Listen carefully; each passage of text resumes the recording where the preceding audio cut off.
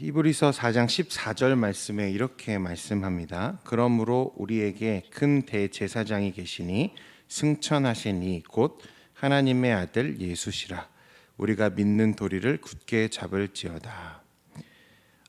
이 히브리서 기자는 예수님을 대제사장, 아니 그 대제사장보다 더 큰 대제사장이라 부르고 있습니다. 이 대제사장은 1년에 한 번 그 속죄일에 온 이스라엘의 죄를 짊어지고 하나님의 임재의 처소인 지성소로 나아갑니다. 그곳에서 드려지는 이 속죄제로 이스라엘 온 회중의 죄가 씻어지는 것이죠. 그와 같은 관점에서 히브리서 기자는 예수님을 대제사장이라고 말합니다. 예수님은 그 백성의 모든 죄를 짊어지시고 대제사장으로서 하나님 앞에 서셨습니다. 그러나 이전의 대제사장들이 드린 이 유한하고 제한적인 제사와는 다르게 예수님은 스스로 화목제물이 되셔서 단번에 드려지는 완전한 제사로 우리의 모든 구원을 이루셨습니다. 그렇기 때문에 대제사장이기는 하지만 이전에 있었던 제사장들과 같지 않으시고 더 큰 대제사장이라 히브리서 기자는 그렇게 예수님을 부르고 있습니다. 그 예수님이 그 대제사장으로서 가지신 이 탁월한 자질이 있습니다. 왜 예수님이 더 큰 대제사장이신가? 우리 15절 말씀을 한번 같이 보겠습니다. 시작. 우리에게 있는 대제사장은 우리의 연약함을 동정하지 못하실 리가 아니요 모든 일에 히브리서 기자가 가장 먼저 주목하는 이 예수님의 그 자질은 백성과 함께 연약함을 나누고 공감하는 능력입니다. 말씀에 보면 이 연약함, 우리의 연약함을 동정하지 못하실 리가 아니다 이렇게 말씀하는데요. 이 연약함이란 건 종종 죄에 빠질 수밖에 없는 인간 본성, 인간의 존재의 본질적이고 총체적인 한계, 약점 등을 의미하는 단어입니다. 한 가지 생각해 보면 이 고대 제사장직은 철저하게 혈통적으로 계승되어진 직분이었습니다. 레위 지파여야 했고 그 중에도 아론 집안의 출신이어야 하고 장애나 질병이 없는 건강하고 깨끗한 신체와 탁월한 판단력을 요구하는 직분이었습니다. 제사와 관련된 모든 세세한 규정들을 기억하고 지키려면 당연히 이 탁월한 지적 능력 또한 겸비해야 했을 것입니다. 이런 것들도 물론 대제사장이 갖추어야 할 중요한 자질들이지만 히브리서 기자가 대제사장으로서 예수 그리스도의 탁월성을 가장 먼저 주목하는 자질은 바로 이 죄인에 대한 그의 백성에 대한 공감과 동정이었다는 것입니다. 제사장은 기술자가 아니라 하나님과 죄인 사이에 서 있는 중재자입니다. 하나님께서 죄를 바라보실 때 느끼시는 이 진노를 대제사장도 똑같이 품고 있으되 죄를 범한 사람을 향해서는 최대한의 동정과 긍휼의 마음을 가지고 있어야 한다는 것입니다. 예수님은 어떠십니까?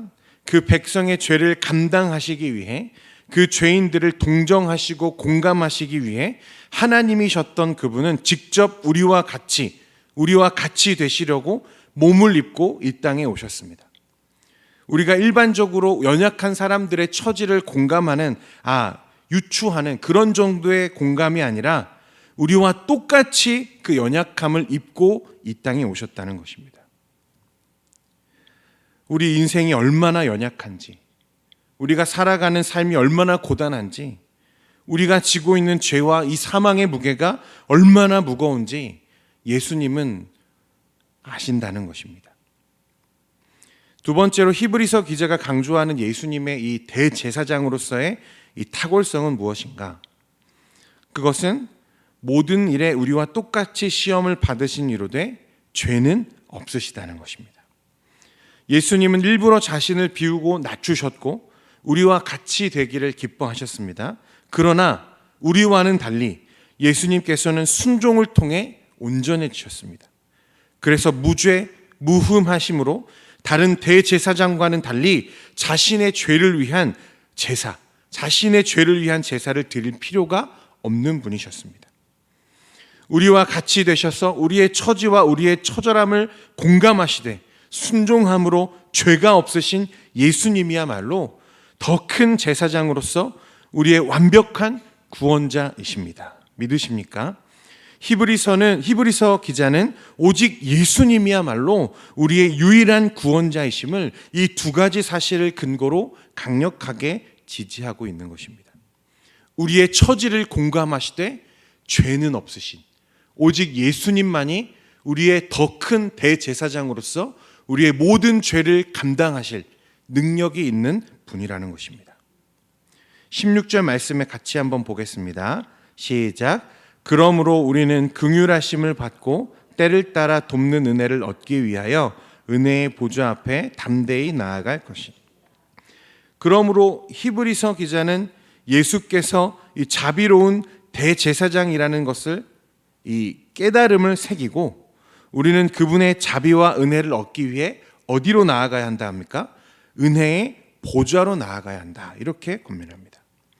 이미 예수님은 모든 구원을 이루셨습니다. 그리고 주님은 그의 백성들이 이 구원을 누리고 살 수 있도록 은혜의 통로가 되어 주십니다.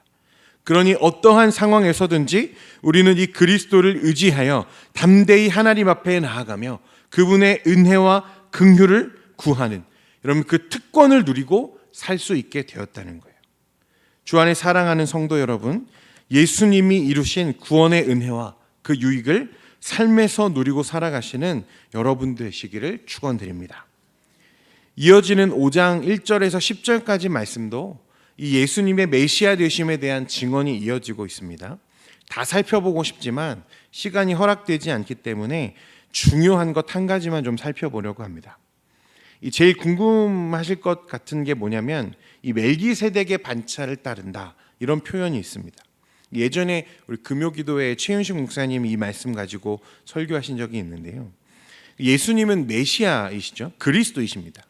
이 메시아는 그냥 메시아가 아니고요. 그 메시아로서 감당해야 되는 세 가지의 직분이 있습니다. 왕, 선지자, 제사장. 예수님을 한번 살펴보면요. 예수님은 누구의 혈통으로 이 땅에 오셨습니까? 다윗의 혈통으로 이 땅에 오셨습니다. 그러니까 무슨 자격이 있는 거예요? 왕의 자격이 있으십니다. 그리고 선지자는 하나님이 불러 세우시는 이 하나님의 특별한 사람들이기 때문에 이것도 예수님의 메시아 되심에 전혀 문제가 되지 않습니다. 하나님이 그것을 성경에서 증언하시죠. 하나님, 그런데 한 가지 문제가 있다면 무엇이냐면 바로 이 제사장직입니다. 제사장은 오직 레위인들에게만 허락된 이 혈통적인 직분이죠. 예수님은 어느 지파 사람입니까? 유다 지파 사람입니다. 레위인이 아니라는 거죠. 이 유다 지파, 다윗의 혈통임을 우리가 모두가 다 알기 때문에 혈통적으로 예수님은 제사장이 될 수가 없습니다. 그러나 히브리서 기자가 뭐라고 오늘 말씀에서 기록하냐면 예수님은 이 아론의 혈통은 아니지만 누구의 반차를 따른다?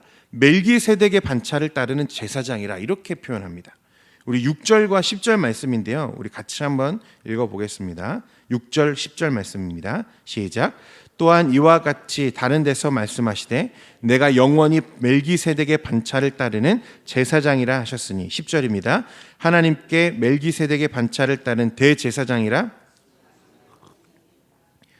이 창세기 14장 18절에 보면요, 이 살레망 멜기세덱이 떡과 포도주를 가지고 나왔으니 그는 지극히 높으신 하나님의 제사장이었더라 라는 말씀이 있습니다. 이 창세기 14장은 이 아론이 제사장이 되기도 한참 전에, 그리고 이 아브라함과 관련된 이야기에 나오는 사람이죠. 이 멜기세덱은 믿음의 조상 아브라함, 이 언약의 시작이 되는 아브라함을 축복하는 자로 등장합니다. 그런데 그를 하나님은 무엇이라 말씀하십니까? 지극히 높으신 하나님의 제사장이더라. 멜기세덱의 반차를 따른다. 예수님은 분명 레위인도 아니고 아론의 후손도 아니지만 그보다 앞서서, 그보다 더 위대한 하나님의 완전한 이 멜기세덱이라고 하는 이 제사장의 반차를 따르는 예수님이라, 그렇게 히브리서 기자가 우리에게 이야기합니다. 이게 무슨 뜻인가? 이 혈통적 제한에 예수님이 갇혀 계시는 분이 아니시라는 거예요. 아론을 제사장 삼으신 것이 하나님이십니다. 아론이 제사장의 자격이 있어서 제사장이 된 것이 아닙니다. 그를 구별하여 제사장으로 세우신 분이 하나님이시죠. 예수님이 누구십니까? 하나님이십니다.